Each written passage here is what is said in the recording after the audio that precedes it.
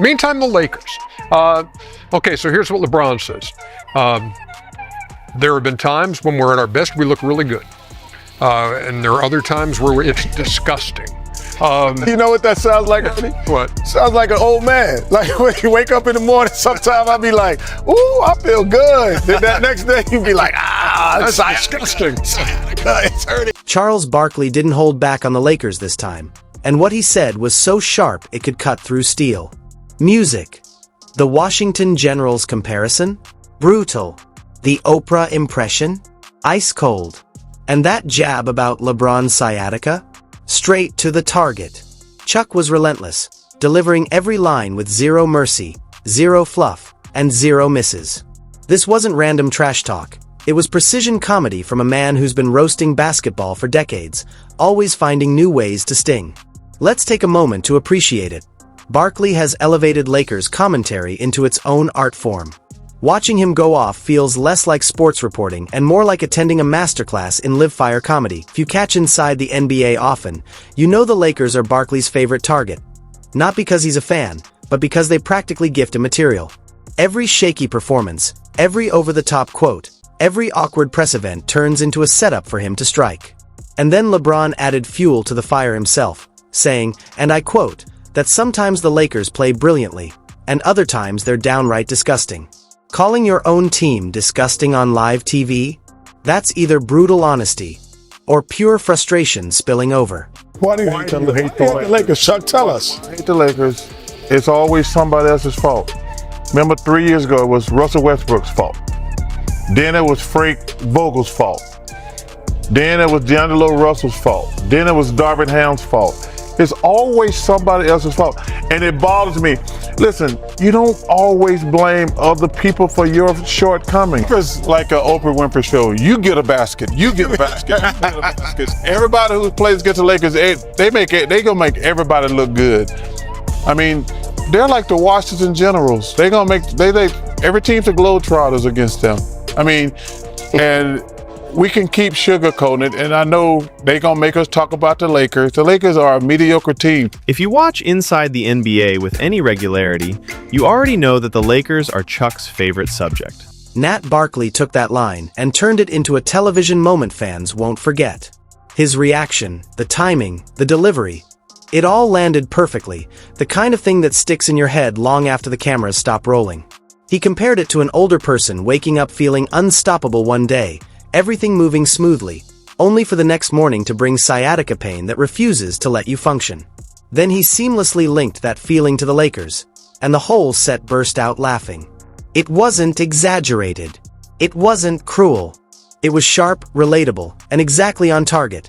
A reality check wrapped in humor that hit hard without trying too hard. LeBron James is playing in his 40s against opponents a decade or more younger, and it shows in the highs and lows of each game. Some nights he looks unstoppable, like he's rewound the clock, while other nights the speed isn't there, rotations lag, and the team rhythm dips with him. That's not disrespect. It's the reality of late career greatness. Asking a 41-year-old to dominate on back-to-back Western Conference nights is a massive demand. Vintage brilliance comes and goes, wear and tear shows up, and fans need to accept that unpredictability. Meanwhile, Chuck never stops with the jokes when the Lakers are on, but once the laughter settles, the breakdown is real. Their perimeter defense at the 1, 2, and 3 spots is weak, leaving guards and wings confidently driving into the paint. When penetration can't be stopped at the first line of attack, the rim protector is constantly in crisis. Help defenders scramble, rotations stretch thin, and the system becomes reactive instead of controlled. DeAndre Ayton was brought in to anchor the paint, clean up mistakes, and add inside intimidation. Yet while he's been solid, he hasn't been the defensive backbone this roster desperately needs. Relying on one big to erase every breakdown in front of him simply isn't realistic. Plain and simple, we have to talk about them because the media is infatuated with the Lakers. But the Lakers are not a good team. They got zero athletic ability. They got a good shot every time. The Lakers could never keep them in front of them. This was a coaching masterpiece by Jason Kidd because there's no way that team that the Mavs put out there, especially one winning by 20. This is where the bee nest analogy actually lands. If nobody slows down perimeter drivers, it's like opening the hive. Every attacker charges in with momentum, and suddenly size and length in the paint can't keep up.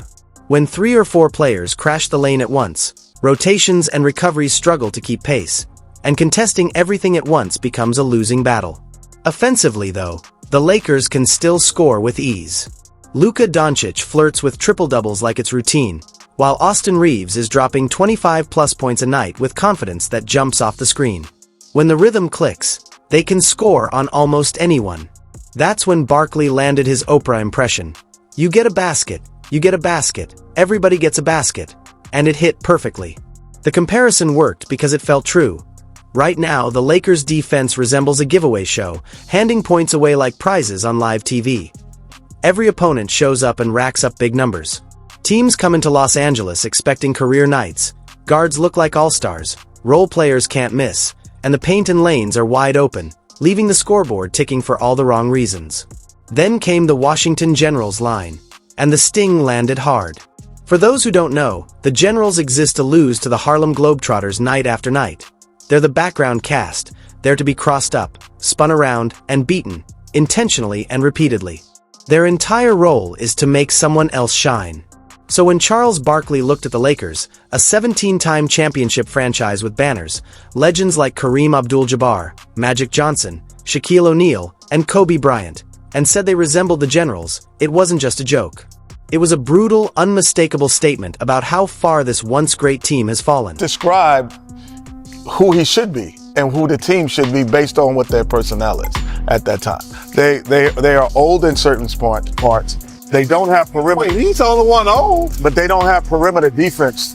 Young at the perimeter. So now there's no resistance for guys that get downhill. Yeah. And I think that is the biggest thing. You know, yes, they don't have a great shot blocker, but they have shot block ability. But they do not have resistance at the 1, 2, and 3 position. And that is indicative of why they play like that. You're better going more to his zone too, to address the defensive issues on that team. Absolutely, and like you mentioned, like Luka and Austin Reeves have been terrific offensively. Luka flirt with a triple-double every night. Austin Reeves been killing the league, averaging over 25 points, but they've been a turnstile on defense. And whoever comes to town can just beat them off the dribble, drive and kick, and get other guys open. But you wanted to also get more from DeAndre Ayton as an anchor when you acquire him as the Lakers, and he's been pedestrian a lot of times, and I just don't think the Lakers, even though LeBron does a really good job at his But when you open a bee's nest and all the bees is hard to block all the bees, you got like this. Like, come on, it's like you got to have resistance out front. But even offense. He even pointed at Kawhi Leonard and the constant injury storyline that has shaped the Clippers' long-term planning. It was sharp, but again, it wasn't random. It was built on years of watching how these situations unfold. Still, the Lakers remained the main target, and beneath all the comedy, there was real basketball analysis. Yes, they are 5th in the Western Conference. On paper, that sounds respectable, but 5th in the West means playoff paths that run through the Oklahoma City Thunder, Denver Nuggets, Houston Rockets, and San Antonio Spurs. And here is the issue. Those teams are playing more connected basketball right now, with stronger defensive discipline and better cohesion. Barkley even said he's jumping on the Spurs bandwagon, and he does not hand out praise lightly. San Antonio is sitting near the top of the conference and has already taken down Oklahoma City multiple times this season. Young talent is stepping up. Dylan Harper is averaging 11 points per game as a 19-year-old rookie, and the franchise looks organized and hungry. It doesn't feel like a lucky stretch. It feels like a foundation being built. Now compare that to the Lakers. They are built around an aging superstar in LeBron James at the very end of his career. They have a transcendent talent in Luka Doncic who is still blending into the team's full identity. Their supporting cast can absolutely score, but it leaves serious defensive holes exposed. Some nights it clicks, the offense flows, the stars shine, everything looks dangerous. Other nights it unravels fast. Rotations break down, energy dips, opponents take over. That is exactly what LeBron meant when he used the word disgusting. It was not exaggeration. It was frustration speaking out loud. What makes Barkley's words hit harder is that he says what others hesitate to say. The Lakers right now are stuck in the middle. Not terrible enough to rebuild and reset expectations, not dominant enough to scare the elite teams in the West. They exist in that awkward space where they get primetime attention because LeBron guarantees headlines, but the results do not match the spotlight. And that middle ground is uncomfortable, because relevance without dominance creates pressure. Pressure without answers produces nights that look exactly like the Washington Generals comparison everyone laughed at. May and June always bring that awkward conversation nobody in national media really wants to touch directly. The aging of LeBron James. It is uncomfortable. It is sensitive. It feels almost disrespectful to even say out loud. That is exactly why Barkley slipping it in through a sciatica joke was not just funny, it was necessary. Playing professional basketball at 41 years old is not normal. It is historic. It is impressive. It is rare. But even the most disciplined, well-maintained superstar body cannot escape biology forever. The inconsistency LeBron described himself, the great nights and the disgusting nights, mirrors exactly what late-stage athletic performance looks like. Some mornings the body feels fresh. Some mornings it does not. That is not slander.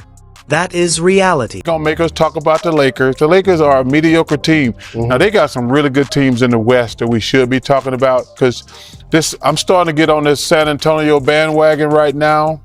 Obviously we got OKC and Denver, we got Houston, but man, them Spurs, they're knocking on that door. Still number 5 in the West right now, the Lakers, and for the 11th time this season, expected to have LeBron and Austin Reeves and Luka Doncic together on the floor. You get a basket. You get a basket. It's been a rarity. What you want to do? What you want to Respecting his longevity does not mean pretending decline isn't creeping in around the edges. LeBron's career is legendary, and his conditioning is elite. But when the burst comes and goes, when the lift isn't always there, the team feels it too.